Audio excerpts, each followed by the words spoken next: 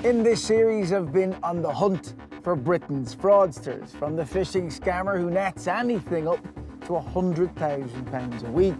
Would you see yourself as a criminal? I'm not gonna be a criminal. Cool. One person who goes out and gets it.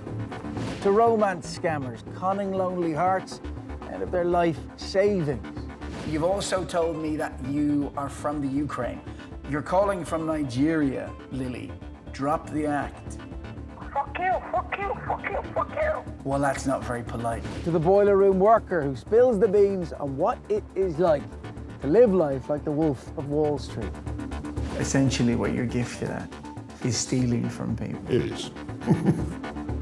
And the forger who will forge just about anything for just about anyone. What about if it's someone that you know is actively involved in violence, a hitman, a murderer? Because these people do use these types of documents. It's fair game for you. Yeah. But there is one type of fraudster that I'm still very keen, almost desperate to get a face-to-face with, and that is the ghost broker, along with their £1 million scams where they sell insurance that ends up being either invalid or completely fake before they vanish into thin air. This is the story of my hunt to catch one.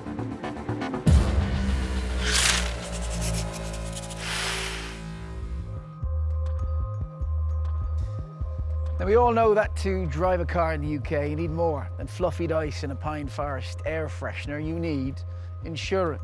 But what if you're to pay for that insurance and do so in good faith, only to find out you were never insured in the first place when the worst happens?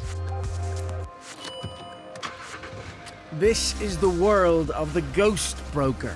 Criminals who sell fake or invalid motor insurance and then vanish into the night. It is a very, very real problem. You may even have an insurance certificate that looks like the real deal, looks authentic, but if it's not worth the paper it's written on, then, you know, after a serious accident, you could be left penniless and or facing charges. In the last 5 years, it's estimated this scam has pulled in £11.5 million. Good morning. All right. So what exactly is it that a ghost broker does, Ben? A ghost broker is a fraudster that sells entirely fake insurance policies to unsuspecting members of the public that aren't worth the paper they're written on. They steal their money and disappear into the sunset. So how and where do they conduct their business? Is it on the high street? Is it online? You know, where is it that they work from? So ghost brokers can operate in a number of different areas. Commonly they'll advertise online, so they'll use social media, they'll use online adverts like eBay, Gumtree. Sometimes they'll use newspapers. Sometimes they'll even go to the extent of setting up a fake website, but normally it's done through the internet in some way. The reason that people are attracted to a ghost broker principally is because they promise an incredibly cheap premium in comparison to what all the other insurance companies and brokers are offering. And the reason they can do that is the policy that they're offering is not worth the paper it's written on. So what generally is the level of sophistication that you will find when investigating a ghost broker? What types of people are they? The sophistication in how these ghost brokers operate varies. At one end, we've got essentially kids messing around with pay-as-you-go mobiles, operating it as a hobby. At the opposite end of the spectrum, we've got people that are making hundreds of thousands of pounds out of this, running it like a legitimate business, apart from the fact that it's an entirely criminal enterprise. So there can be, in theory at least, big money in this. It's big business. Ghost brokers will find significant money in this if they want to. We've seen cases where ghost brokers have made hundreds of thousands of pounds out of these scams, and in a relatively short space of time. So it seems to me, in terms of a type of fraud, this could be a little bit complicated. There's quite a lot of documents to come up with. You've got to walk the walk, talk the talk. How are they pulling this off? Some of the more sophisticated methods we see, these ghost brokers will actually try to take policies out, pretending to be the member of the public to generate the documentation. The issue is that person, that ghost broker, pretending to be the consumer, is lying about all the details. So whilst the policy may look convincing to the customer, the reality is it's not worth the paper it's written on. So this could have very serious implications for the innocent member of the public, couldn't it? can be significant. Firstly, they can have their car seized for no insurance. That could lead to prosecution, could lead to fines, and could lead to their car being crushed. If they're involved in an accident, they could be personally responsible for the entire cost of that. So that could not only be for the damage to somebody else's car, but if unfortunately people are injured, they could be liable for that and their legal costs as well. Okay. Well, look, very good to meet you. And Thanks you. for taking the Thank you. time, all right? No one knows how many people are driving around having bought a policy from a ghost broker. But this raid by City of London police alone reveals the scale of the problem. On any knock like this, we like to get in as quick as we can. It's very important for all sorts of reasons. Officer safety, safety of the occupants, and also for securing evidence, is that we gain quick entry and take control of the premises. After a tip-off about unusual activity targeting a big insurance company, City of London police traced it back to one address. So we've got a search warrant to search, and we'll seize computer equipment, mobile phones that we believe were used to take out the policies, and documentation relating to insurance policies. Open the door. Hello, police. Open the door, please. Please. We've all done this a few times before, but you can't relax because you just don't know. Every address is different. You never actually know until you go through the door, so you've got to be on your toes. Morning. Morning. Police officers. Yeah. We've got a search warrant for the address. Do you speak English? Yes, Yeah. you need to. Okay. We have a search warrant, so we've got a warrant to search this address. Do you understand? The court have issued a warrant that allows us to search this address. It's a result. The suspected ghost broker, Maurer Dimitru, is home. Do you mind, just stop a minute. Do you mind just speaking in English? Just speak in English, okay? Otherwise we'll just take one of you to the car and we'll... That's all right. Meanwhile, the search continues upstairs. A lot of laptops. It's not a common place to keep laptops in your bathroom, is it? And they're not the only ones. They found a pile of laptops in the wardrobe, so we'll seize them. Along with the laptops, police find a treasure trove of paperwork. On one day, there are 5 separate payments to the one insurance company, each going out for sums between 40, 50, 60 pounds. That is highly unusual and wouldn't normally happen on a genuine policyholder's account. So we've got 5 separate payments going out. It's very good evidence for us. There is also sums of money being deposited into the account, several deposits of £1,200, £150, £800. So there's money coming into the account which we would suspect to be from people that are buying the bogus policies from these suspects. Busy bank account she's got there. And it earns Dimitru 20 months behind bars.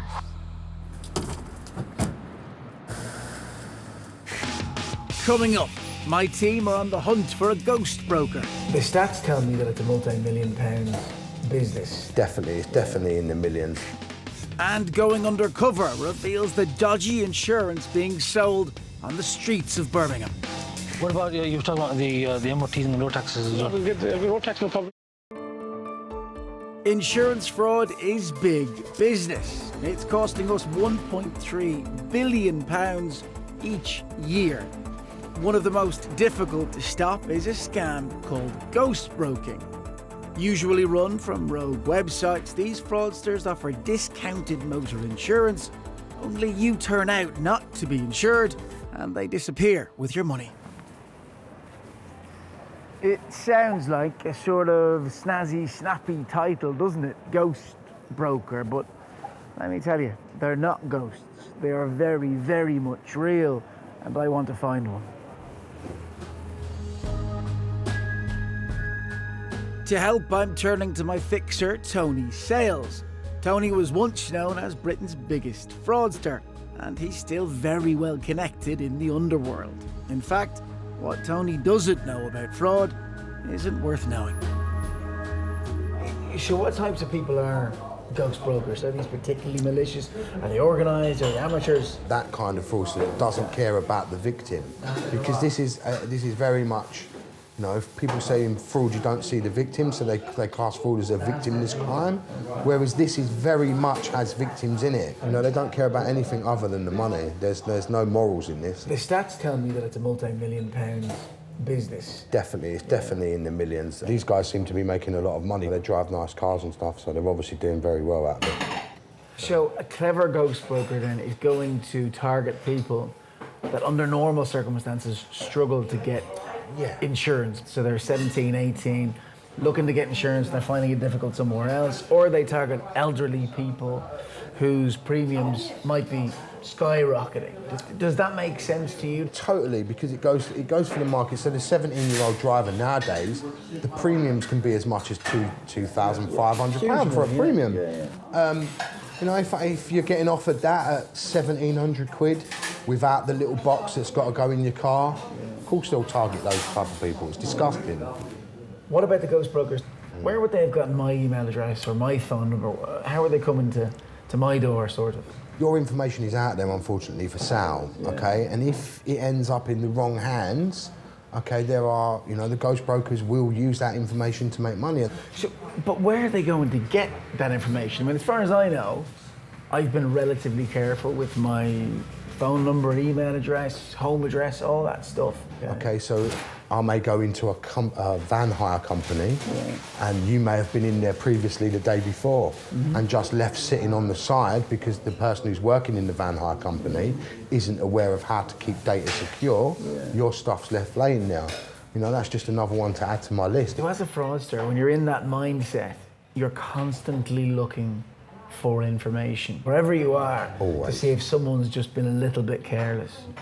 All with the sole aim of ripping people off and getting their cash. It becomes second nature to them. Every day you give your name away, that's giving something of you away. I always say to people, your passwords are like your virginity. You should never just give them away freely to anyone. So what am I letting myself in for here? How easy or difficult is it going to be to find these characters? I've been asking about, and hopefully, you know, someone will come back to me. We'll just have to see. Yeah. Good man. Take it easy. So, I suppose it is fair to say there was good news and bad news there with Tony. The good news is that having spoken to him, I now know or have a better idea of how they operate, how they pull customers in and the places where they're at least likely to be found. But the bad news is that they're very difficult to find. It's not so much chasing shadows this time, it's literally chasing ghosts. And if Tony says it's going to be difficult, that's exactly what it will be. But all I can do now is sit tight and hope. One organisation dedicated to stopping them is the Insurance Fraud Bureau. And in 2013, Jason Potter picked up a lead that would put him on the hunt for one of Britain's biggest ghost brokers. It was evident that the same features were appearing time and time again. The indicators were leading us in the direction of an individual by the name of Mafdi. Jason was pretty sure from the moment go that he was on to an established ghost broker. Mafdi's email address was continuously being used to take out these policies, and it was evident that Mafdi had not only been targeting one insurer, but many. When he started digging, Jason and his team discovered that Mafdi had a very particular modus operandi. A Romanian national himself, he was targeting other Romanians living in the UK, offering cheap policies. The victim will contact the ghost broker to try and gain cover. The ghost broker then will take the individual's details, especially their name and their vehicle registration number. They will go away and quite often engage via a price comparison site, reducing the risk details such as age, conviction, claims histories, reducing that to bring a premium down. If they're involved in any sort of motor incident, there'll be no cover in force for them. So financially, they will lose out on both the money that they've paid the ghost broker and the potential repair costs to their vehicle.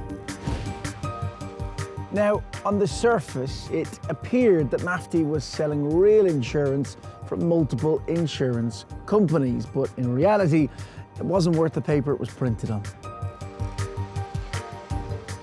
He was not only engaging with the insurance industry over the internet via price comparison websites, but he was also backing that up with fake documents to make him appear genuine. 6 months into the investigation, Jason got the break he'd been hoping for.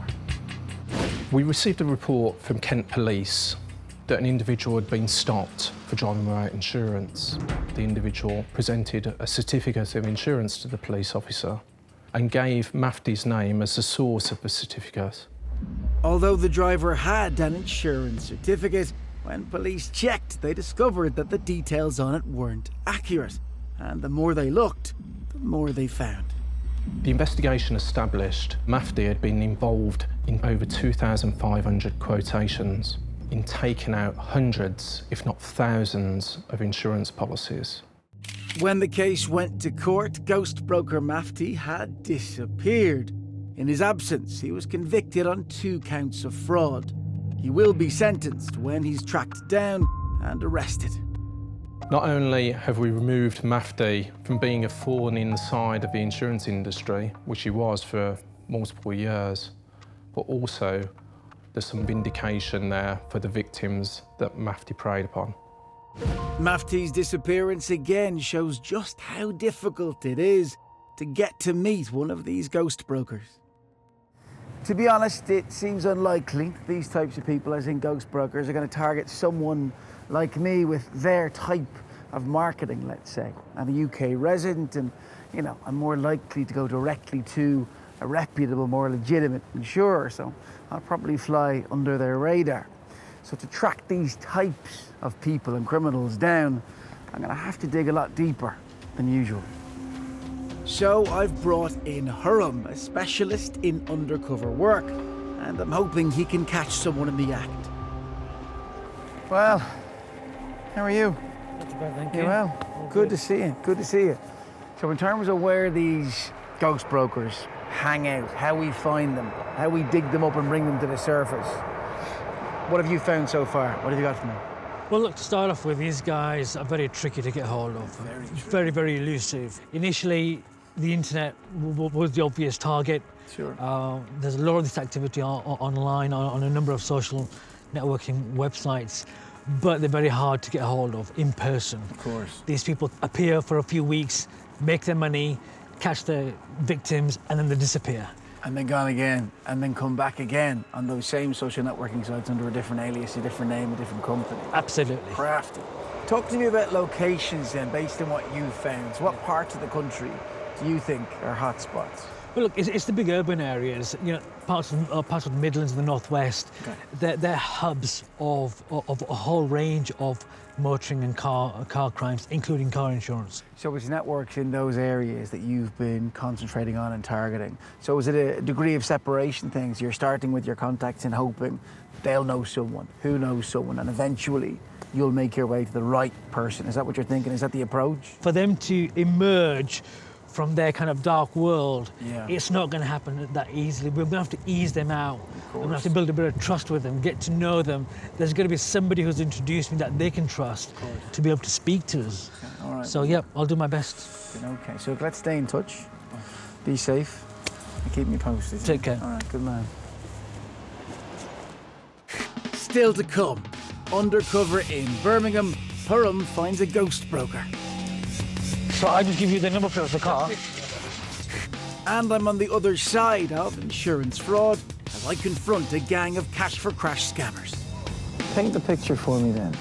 Who are you waiting to target? Oh, most of the older people and the women, you know what I mean? I think it's fair to say that catching a fraudster of any kind at all is anything but easy. I mean, look, if it was easy, then they'd be no good at what they do. Now, would they? But when it comes to this, when it comes to making my way inside the world of a ghost broker, it's proving especially difficult.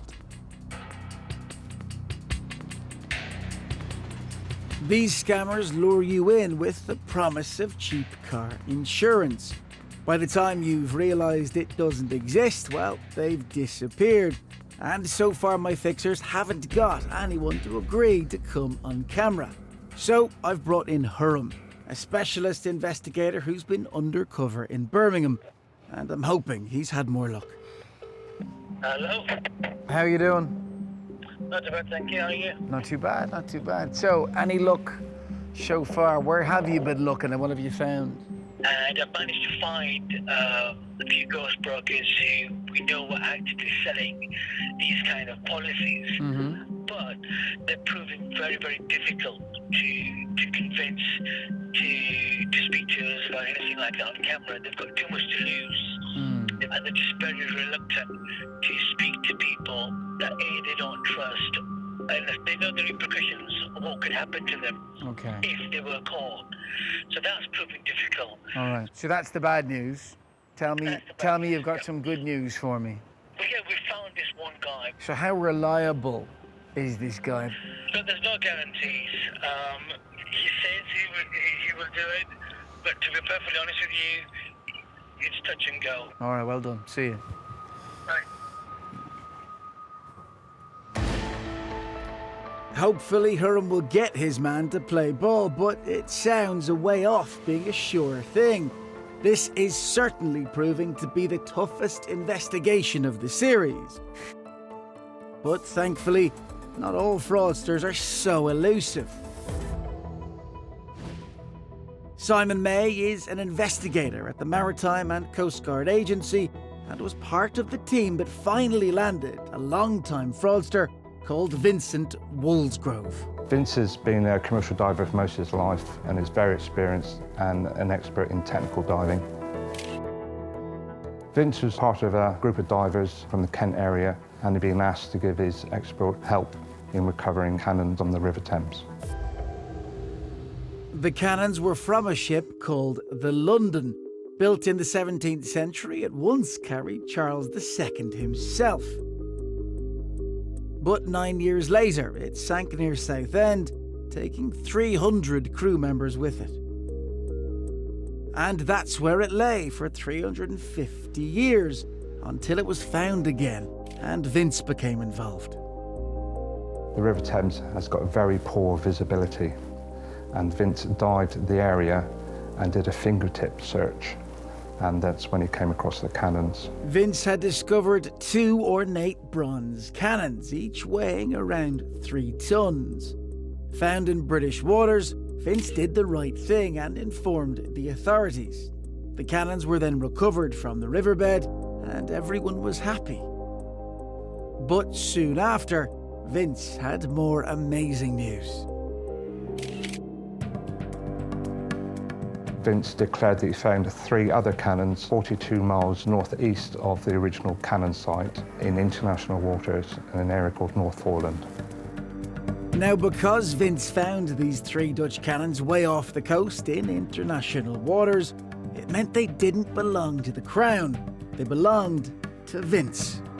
At that time, when he declared them, we had nothing to disprove his claim. As soon as Vince was awarded title of these cannons, he put them into a London auction and they were sold immediately to an American buyer.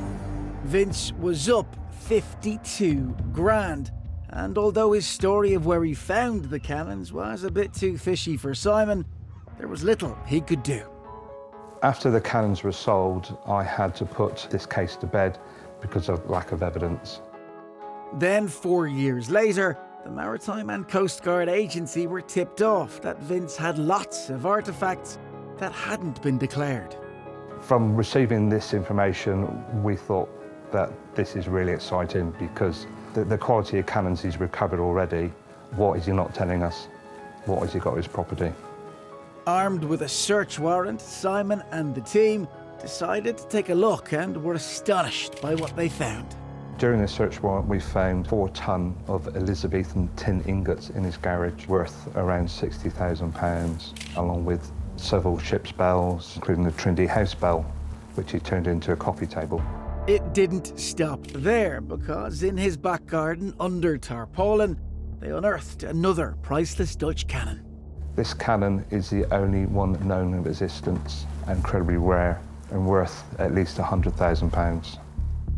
But it also made Simon convinced there had been a fraud, that the 3 Dutch cannons Vince claimed he'd found in international waters had been from the ship, the London. But what he needed was proof. When Vince was arrested, we seized his computer equipment, and found on that equipment was photographs showing the recovery of 3 Dutch cannons with Southend featured in the background. When we saw the photographs of these cannons, we thought, this is it. We can prove where these cannons had really come from. Bang to rights, Woolsgrove admitted the fraud, for which he received 2 years behind bars. Not only that, he had to pay costs and fork out for a proceeds of crime order to the tune of £86,000. The ancient Dutch cannons are now back in the UK from the US and will soon be on display in Southend. Back on the hunt for a ghost broker, my fixer Hiram has been working on his contacts in Birmingham for 3 weeks now. So the question at this stage is, can Hiram convince someone, and by someone I mean a ghost broker, to talk to me on camera? And I'm hoping he has good news for me.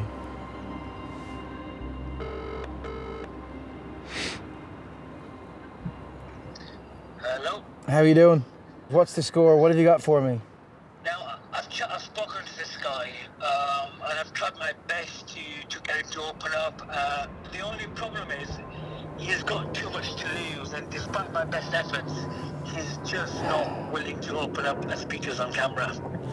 Okay, so the only way to deal with someone like him, as you and I know, to get as much information as we possibly can, is to secretly film him. So let's figure out what kind of operation this fella has, and then once that's happened, let's talk and let's see where we are, yeah? Fine, that's absolutely not a problem. I'll come back to you on that. Okay, take it easy, talk soon. All right, take care. All right, Bye. thanks. Ghost brokers aren't the only fraudsters preying on the motor insurance industry. One of the most dangerous is a scam called Cash for Crash, and I've investigated it before. Paint the picture for me then. So you and Lucky, he's your passenger, you're the driver. Fixer gives you the car. Yeah. Who are you waiting to target? Most of the older people and the women, you know what I mean? The young women that drive sometimes very fast. So we just take the details and just off. So when you crash into younger women or elderly people, it's because they're vulnerable. They'll be frightened and shocked. That's right. So those are the people that you prey on, you exploit. Exactly.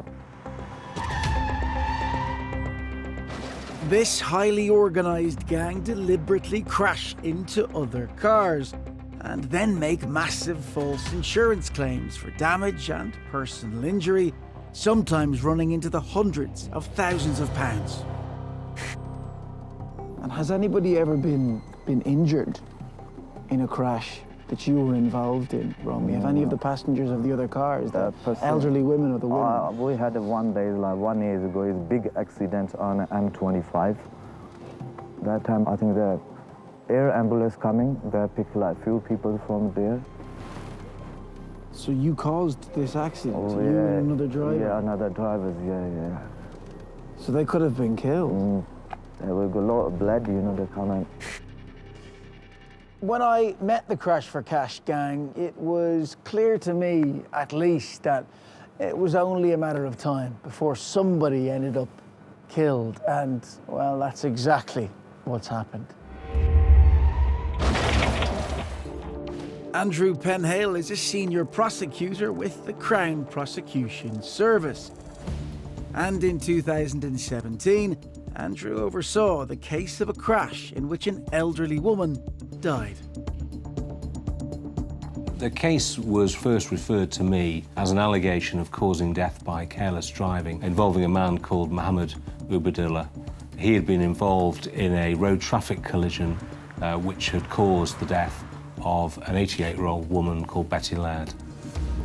Betty Laird was driving through Beeston in Leeds with a friend, and the car in which Betty Laird was the front seat passenger turned right in front of the car being driven by Mohammed Ubadela, and he wasn't able to stop. Sitting in the passenger seat, Betty took the direct force of the impact. She suffered serious injuries, breaking her back in 3 places, as well as a number of ribs and her pelvis. She was taken to hospital, but unfortunately the medical teams weren't able to save her life, and she died shortly afterwards. In his police interview, Mohammed admitted he had driven carelessly and he was charged. We charged him with causing death by careless driving, and we had every expectation that he would go to court and would plead guilty as soon as the case arrived in the Crown Court. Much to our surprise, at the first hearing in the Crown Court, he gave an indication that he was actually not the driver of the vehicle. Police then checked for evidence of who had been in the car. The police found DNA on the driver's airbag, which belonged to a man called Sabir Hussain. On the front seat passenger's airbag, they identified DNA related to a man called Raja Hussain. And from a bottle recovered from the car, they identified DNA belonging to a man called Mir. At that point, because of the admissions made in interview by Ubadela, we knew that the case involved a cash for crash. In that instant, the case changed from a tragic accident to conspiracy to commit fraud. The plan was that they would drive round Beeston and look for an opportunity to cause a collision. Ubadela would then get into the driver's seat and would claim that he was the driver of the vehicle, and then subsequently they would make some form of false insurance claim. Ubadela's admission led the police to the home of gang member Raja Hussain. The front seat passenger, Raja Hussain, was found to have what effectively was a cash for crash factory in his home address. The police, when they arrested him, searched his house and found documentation to suggest that he'd been involved in a number of insurance claims and scams in the past. This, alongside Ubadela's evidence of what happened on the day of the crash, placed Hussain as the kingpin. We concluded that Raja was the ringleader because when the men were driving the vehicle looking for an opportunity to crash a car, and the car containing Betty Laird turned right in front of them, Raja Hussain shouted, "Go, go, go," which then led to the collision that caused her death. These men had been involved in a criminal conspiracy to commit fraud, and they had caused the death of Betty Laird. So that led to a much more serious investigation.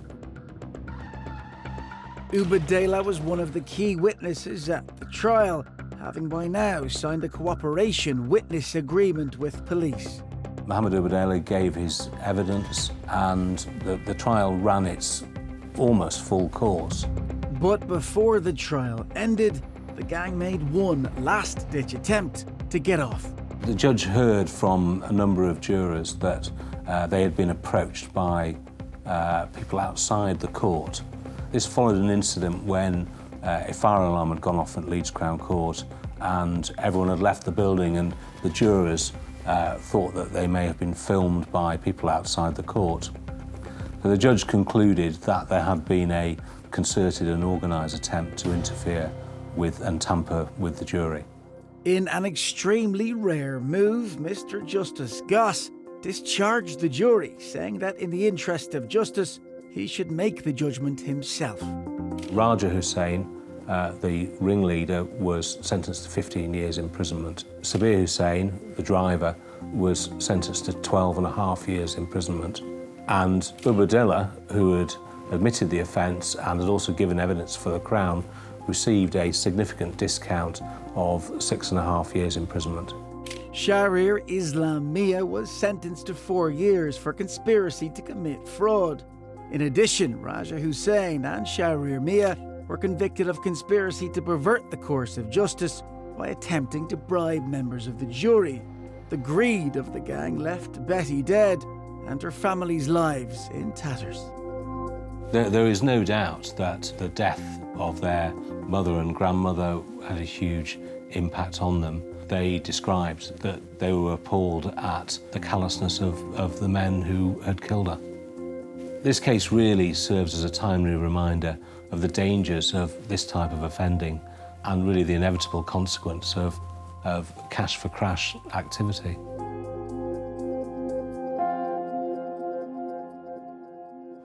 Cash for cash fraudsters tend to be part of highly skilled, highly organised gangs, but of course there are other scammers out there doing their thing that are a little more opportunistic.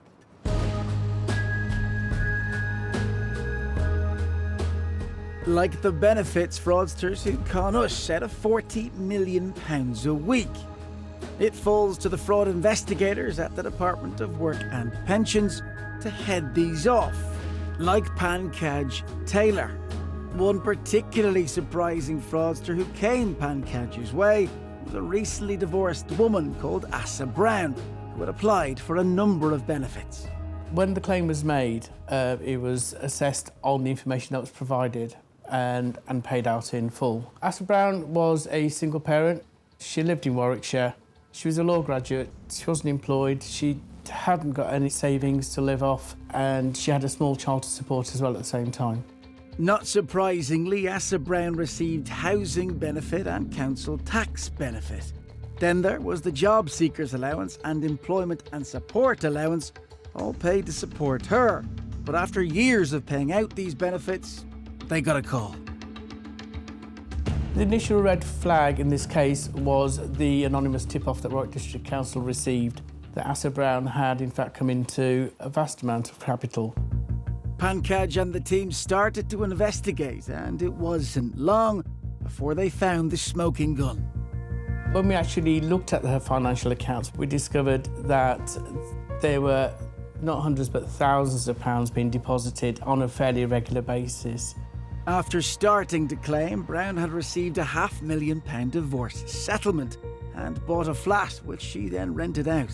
If I had an income of £1,000 from a rental property in London, I'd be leading quite a comfortable life. Despite her obvious means, Brown had carried on claiming benefits totalling £27,000.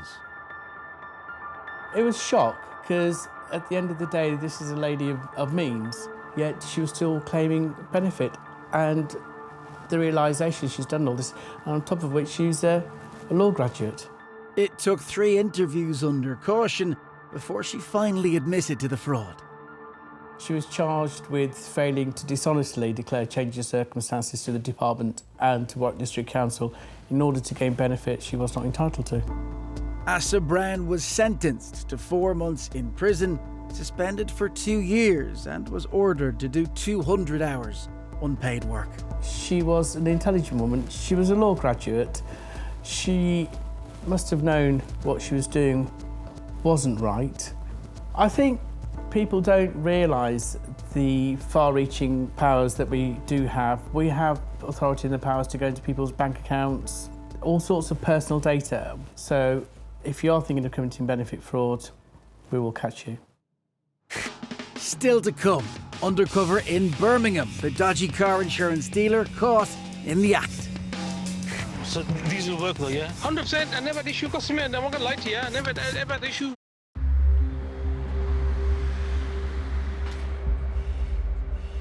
Back on the trail of the ghost brokers, my fixer so far said he's drawn a complete blank when it comes to getting someone to talk to me on camera. Now, apparently they're saying they've just simply too much to lose, and as this is a multi-million-pound enterprise, well, I can understand why they're concerned. But Hiram, who specialises in undercover work, has had a break. He's found a man in the West Midlands who's selling fraudulent no-claims bonuses, which drivers use to lower their premiums, and caught him on camera. Bad people, man. Other people, Ferraris, Lambos, man. Really. Yeah, taxi drivers as well. Really? Yeah, new past taxi drivers, they couldn't get insured, man. I gave them like 10 years. Yeah, so they like look after them, innit? They look after me, I look after them. Yeah. I look after everyone who look after me and son. Yeah. Like that. If I can make, I'm not making much on it, I'm not lying to you. Yeah. I know people who's charging £400 people. Really? Yeah, people. I know one guy comes from Germany, customer job comes from Germany and takes him off me. No claims bonuses? No bonuses, European ones, and he goes there. Oh, to save him money out there? Yeah, he goes there. Customer goes every 2-3 months, the guy comes. Bash claims his dodgy insurance documents aren't the only things on sale. What about, you were talking about the MOTs and the road taxes as well? We get the road tax, no problem. No logbook, nothing. How does the road tax work then if you know logbook, nothing? I'll get him just number plate, innit? Huh? I'll get him just a number plate. So I just give you the number plate of the car? But will it be legit? Legit from the post office. There's £40 on top, whatever the tax is. So, all right, so, yeah, I see what you mean. So normally they ask for insurance, don't they, and MOT? Everything, yeah. But even though you got no MOT, I'll still get it for you. So all you need is just the number plate. The number plate. Yeah, but a lot of taxi drivers have been hit with like loads of people have done, man. Loads have done vans, ice cream vans. Really? Yeah. I used to go there's loads of people, man. Probably half the ice cream in Birmingham I've done. Probably over 100, probably more. Bash then shows Hiram a range of documents as proof of what he can deliver. They look pretty good, man. No, he's a broker, he's a proper broker. Yeah, all right, cool. He don't mess about, man. I never had an issue, never. All right, fine. So these will work though, yeah? 100%. I never had issue customer, and I'm not gonna lie to you. I never ever had issues with them. Back in London, I arranged to meet Hiram to see what else he's been able to find out. So how did you come across this Bash fella? Where did he turn up from? Well, it was one of the responses that I got from the feelers that I put out in Birmingham initially. I went to meet him and he started talking to me about everything that he does. Everything from fake MOTs, fake tax certificates, insurance documents, driving licenses, and all that kind of stuff. And he says, I've been doing this for years. He says, I've provided documents for people for Lamborghinis, for Ferraris, for Mercs and Beamers, the whole range. So he does all of that. Yeah. But he also sells fake no claims certificates. I actually bought one of these policies. Now, what he explained to me was the only way people can bring down their premiums is by having no claims bonuses.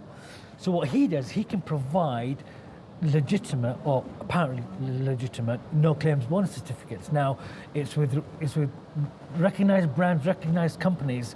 He said, look, all I need is your name, your driver's license, and your age, and I will get you a policy. You can choose how far back do you want it, 5 years, 10 years. In our case, we said 10 years, and it only cost us a couple of £100, £250 to £300 to get a no claim certificate. And I also mentioned to him, look, if you can do it for me, I have many people who also want this because everyone wants to save money. He said, volume is not an issue. Bring me as many as you want. I can deliver you as many as you need. How big then do you reckon this business is? He makes a substantial amount of money from this. I mean, he's talked about building up a property empire in Birmingham from this business. He talked about, I've got 50 properties. I sell hundreds of these every month. We're talking about a large operation here that he's been doing for many years. All in then, I say it's fair to say we've gotten to the top. We've spoken to the people that are ghost brokers and that are running and fueling this business, but even more interestingly, undercover, we found out that an operation such as Bash's is making a huge amount of money, and there are people all over the country with fake documentation plastered on their cars. This is real. This is happening, and it's a big problem.